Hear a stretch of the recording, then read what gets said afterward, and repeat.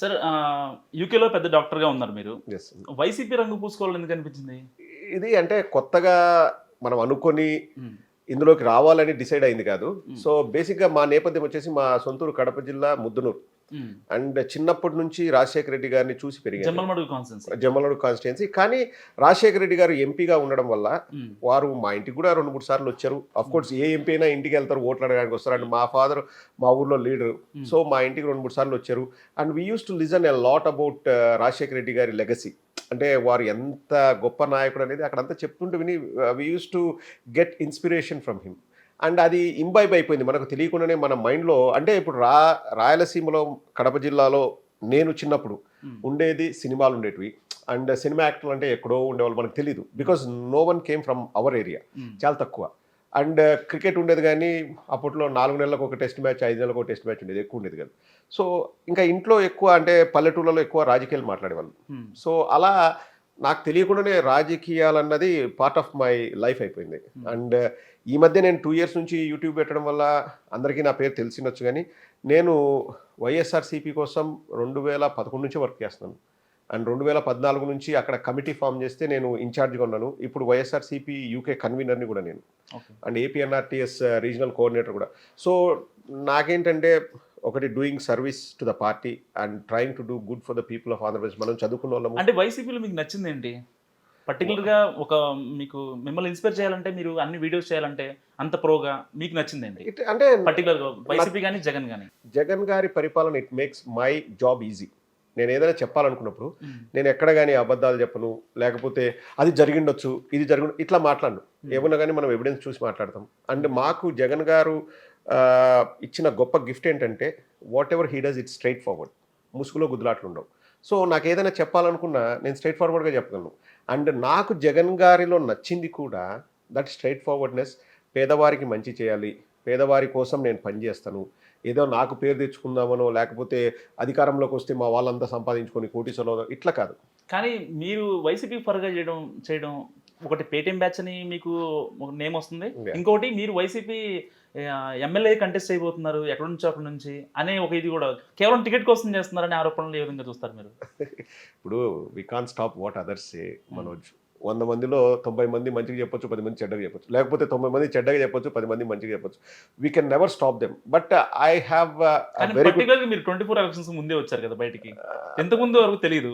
ఈ మధ్యలో కొంచెం మీ వీడియోస్ చెప్తున్నాను కదా, నేను 2014 నుంచి వైసీపీ కోసం పనిచేస్తాను. 2017లో జగన్మోహన్ రెడ్డి గారు లండన్కి వస్తే యూ కాంట్ ఇమాజిన్, మేము మీటింగ్ అరేంజ్ చేస్తే 4 అవర్స్ జగన్మోహన్ రెడ్డి గారు మాతో స్పెండ్ చేశారు. అండ్ 2015లో మేము అక్కడ రాజశేఖర రెడ్డి గారి బర్త్డేకి కొంతమంది చీఫ్ గెస్ట్ పిలిచాం. జగన్మోహన్ రెడ్డి గారి బర్త్డేకి ఆళ్ళ రామకృష్ణారెడ్డి గారు, వైవి సుబ్బారెడ్డి గారు, రోజా గారు, చిలమలశెట్టి సునీల్ అని చెప్పి మన పార్టీ నుంచి వెళ్ళిపోయి మళ్ళీ ఇప్పుడు వచ్చారు. వారిని చీఫ్ గెస్ట్గా పిలిచాం. 2016లో చెవిరెడ్డి భాస్కర్ రెడ్డి గారిని, శ్రీకాంత్ రెడ్డి గారిని చీఫ్ గెస్ట్గా పిలిచాం. ఆ తర్వాత 2018లో నా ఫ్రెండ్ అనిల్ కుమార్ యాదవ్ గారిని నేను చీఫ్ గెస్ట్గా పిలిచి మీటింగ్ చేశాం. అండ్ 2018 డిసెంబర్లో మరికొంతమంది లీడర్లు వచ్చారు. ఎవ్రీ ఇయర్ గెస్ట్ లిస్ట్ పెరుగుతుంది. ప్లస్ మేము పిలిచి చేస్తున్నాము. And we had our contribution. And అక్కడి నుంచి మా కమిటీ నుంచి పనిచేసిన అబ్బాయి చౌదరి గారు దెందులూరు ఎమ్మెల్యే అయ్యారు. He's my close friend. అంటే మేము కమిటీలో కలిసి పనిచేసాం వైఎస్ఆర్ కాంగ్రెస్ పార్టీ కోసం. So he is an MLA now. So ఎప్పటి నుంచో మనం చేస్తున్నాం. అండ్ ఆల్సో నేను ఎవ్రీ డిసెంబర్ నేను ఇండియాకి వస్తాను. This is not the first December.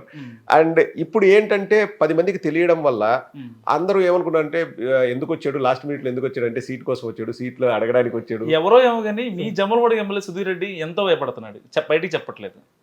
మీరు వచ్చిన 1 వీక్లోనే దాదాపు 3-4 టైమ్స్ జగన్ కలిశారు. అవి కూడా ఆయన తెలిసింది. సో ఏంటి, ఏం జరగబోతుంది, వైసీపీలో మార్పులు చేర్పులు, ఆయన సస్పెన్స్ లో ఉంది. ఆయనకి ఏం చెప్తారు మీరు? హిట్ టీవీ ద్వారా సుధీర్ గారికి నేను ఒకటే చెప్తాను, వి సపోర్ట్ సుధీర్ రెడ్డి గారు. లాస్ట్ టైం సుధీర్ రెడ్డి గారికి సపోర్ట్ చేసాము. ఈసారి లాస్ట్ మూమెంట్ లో జగన్ గారు వచ్చి మిమ్మల్ని పోటీ చేయమంటే ఒకటండి, పార్టీ ఏదైనా ఒక డిసిషన్ చెప్పి అలా 2-3 టైమ్స్ కలిసారంటే ఏదో ఉంటది కదా. మర్యాదపూర్వకంగా కలిసేది అయితే ఒకసారి కలుస్తారు, మీరు 2-3 సార్లు కలిసారు. మీరు అంటే చెప్తాను, అది కూడా చెప్తాను. ముందు సుధీర్ రెడ్డి గారికి క్లియర్ గా చెప్తాను. అండ్ సుధీర్ రెడ్డి గారికి టికెట్ ఇవ్వాలని కూడా నేను కూడా కోరుకుంటున్నాను. బాగా చేశారు ఆయన. సుధీర్ రెడ్డి గారికి టికెట్ ఇస్తే మేము సుధీర్ రెడ్డి గారికి అవుట్ రైట్గా సపోర్ట్ చేస్తాం. ఎందుకంటే సుధీర్ రెడ్డి గారు మా ఎమ్మెల్యే, లాస్ట్ టైం చేసాము. And we have very good relations with Sudheer Reddy గారు. మాకు రిలేటివ్ కూడా అవుతారు. అండ్ హీఈస్ నాట్ అంటే మేము ఎప్పుడు పరాయి వ్యక్తిగా చూడం. సుధీర్ రెడ్డి గారు మా మనిషి. అండ్ నేను ఒకటే చెప్తాను, 2 సార్లు కలిశారన్న దానికి చెప్తున్నాను, నేను ఎప్పుడు కూడా ఎవరిని కూడా నాకు ఈ పదవి కావాలని నేను అడగలేదు, ఇప్పుడు కూడా అడగలేదు. లైక్ నాకు అనిపించేది ఏంటంటే I want to do more service to the party.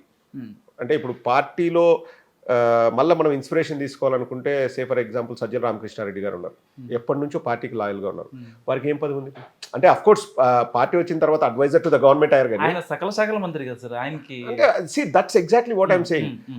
ఇప్పుడు పార్టీలో పనిచేస్తూ వెళ్తే ఏదైనా మనం ఒక రోల్కి ఫిట్ అవుతామని జగన్ గారు అనుకుంటే వారు ఇస్తారు, లేదు ఇవ్వకపోయినా మనం పార్టీ కోసం పనిచేస్తాం. ఇప్పుడు నేను అనేది ఏంటంటే ఎనీ పొలిటికల్ పార్టీకి అధికారం శాశ్వతం కాదు. 10 ఏళ్ళు ఉండొచ్చు, 15 ఏళ్ళు ఉండొచ్చు, 20 ఏళ్ళు ఉండొచ్చు, 5 ఏళ్ళు ఉండొచ్చు, కానీ పార్టీ శాశ్వతం కదా. సో మనం పార్టీకి పని చేసుకుంటా పోతే మన అవసరం ఉన్నప్పుడు మనం ఎలా చేస్తున్నాం అనేది నాయకులు గుర్తిస్తారు. అంటే మనసులో ఎక్కడ ఉంది ఎమ్మెల్యేకి పోటీ చేద్దామని? ఎమ్మెల్యే అనేది నేను ఎక్కడ ఫిక్స్ అవ్వలేదు మనోజ్. అండ్ ఆ జగన్మోహన్ రెడ్డి గారు ఈరోజు ప్రదీప్ నువ్వు చేయగలవా అంటే నేను రెడీ అన్న, నేను చేస్తాను. It's as simple as that. ఎందుకంటే ఓపెన్ మైండెడ్ ఉండాలి. ఇప్పుడు రాలేదనుకో, అబ్బా నాకు రాలేదు, జనసేన సైడ్ చూద్దామా, తెలుగుదేశం సైడ్ చూద్దాం, ఈ ఇంట్రెస్ట్లు మనకు లేవు. జగన్మోహన్ రెడ్డి గారు, జగన్మోహన్ రెడ్డి గారు, జగన్మోహన్ రెడ్డి గారు, ఇంకా అంతకంటే సెకండ్ థాట్ నాకు లేదు. ఇప్పుడు జగన్మోహన్ రెడ్డి గారు అరే పర్టికులర్ గా ఏపీకి ఏం చేశాడని ఎందుకు? సరే వాళ్ళ డాడీ దగ్గర నుంచి వస్తున్నారు, మీరు వాళ్ళ డాడీతో కొంచెం సంబంధాలు ఉన్నాయని చెప్పి, ఇంకా ప్రజెంట్ ఎమ్మెల్యేతో ఉన్నాయి, ఓకే అంతా ఓకే. అంటే ఆయన ఏపీకి ఏం చేశారనేది, ఏపీకి ఏం చేశారనేది లిస్ట్ నేను 2 hours మాట్లాడగలను మనోజ్. ఇప్పుడు ఒక సిస్టమ్ ఉంటుంది. ఇప్పుడు గవర్నెన్స్ అంటే ఏంటో మీకు తెలిసింది చెప్పండి. ఏం చేస్తే గవర్నెన్స్ బాగుంటుందని మీరు అనుకుంటున్నారు? పబ్లిక్ లో గ్రౌండ్ లో ప్రజలకు ఏం కావాలి? ఒకవైపు అభివృద్ధి కావాలి, రోడ్లు కావాలి, మంచినీటి సదుపాయం కావాలి, ఇంకా ప్రభుత్వ పథకాలు అనేవి మన ఇంటికి రావాలి. సరే కొన్నిట్లో ఉంది ఓకే, కానీ రోడ్ల పరంగా కానీ, డెవలప్మెంట్ పరంగా కానీ, కట్టడాల పరంగా కానీ, అమరావతి పరంగా కానీ ఏ విషయంలో మీరు దాన్ని డెవలప్మెంట్ అంటే ఏంటి చెప్పండి మీరు? డెవలప్మెంట్ అంటే ఒక పేదవాడికి తాగునీరు కావాలి, సాగునీరు, తినడానికి తిండి, ఉండటానికి ఇల్లు, ఇవన్నీ కావాలి. వాళ్ళ పిల్లల చదువులు, వాళ్ళ భవిష్యత్తు మన దగ్గరే ఉండాలని చూసుకుంటారు. కానీ ఇక్కడ మనకు ఆ సిచ్యువేషన్ లేదు. ఎందుకంటే అమరావతి అనేది మనకు రాజధానిగా గత ప్రభుత్వం నిర్దేశించిన ఇప్పటివరకు కూడా అక్కడ ఎటువంటి కట్టడం జరగలేదు, ఉన్నటిని కూల్చేశారు అనేది ప్రతిపక్షాలు చేస్తున్న ఆరోపణ. సో దానిపైన మీరేమంటారు? ఉన్న వాటిని కూల్చడం ఎందుకు కూలుస్తారు మనోజ్? అసలు ఒకటి అదేది ప్రజావేదిక అనే దాన్ని కూల్చరు, బికాజ్ అది అక్రమ కట్టడము. అది వాళ్ళ స్వార్థం కోసం ₹1 కోటి 1/2 కోటి ఖర్చు అయ్యేది ఏదో గవర్నమెంట్ ఇచ్చేసి అది అవసరం లేని బిల్డింగ్ కాబట్టి దాన్ని కూల్చారు. కానీ ఇప్పుడు నేను చెప్తాను అభివృద్ధి అని మీరు అంటున్నారు కదా, ఇప్పుడు నేను చాలాసార్లు చెప్పాను, ఇది మళ్ళీ చెప్తాను. కియా మోటార్స్ ఉంది, కొరియన్ కంపెనీ. వాడు మన ఇండియా మీద ప్రేమతో వచ్చి పెట్టాడు ఇక్కడ, లేకపోతే మీ మీద నా మీద ప్రేమతో వచ్చి పెట్టాడా? వాడు ప్రేమతో వచ్చినా రాకపోయినా మనకి చెప్తాను, అది కూడా చెప్తాను.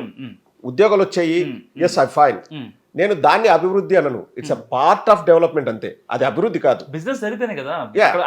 బిజినెస్ జరిగింది, వాడు ఎందుకు పెడతాడు? ఏ వ్యాపారస్తుడైనా, లెట్ ఇట్ బి కియా లేకపోతే ఓల్వో, ఇంకోడు దేనికోసం, వాడు ప్రాఫిట్స్ కోసం పెడతాడు. అండ్ ఇక్కడే ఎందుకు పెడతాడు? The man power is cheap here.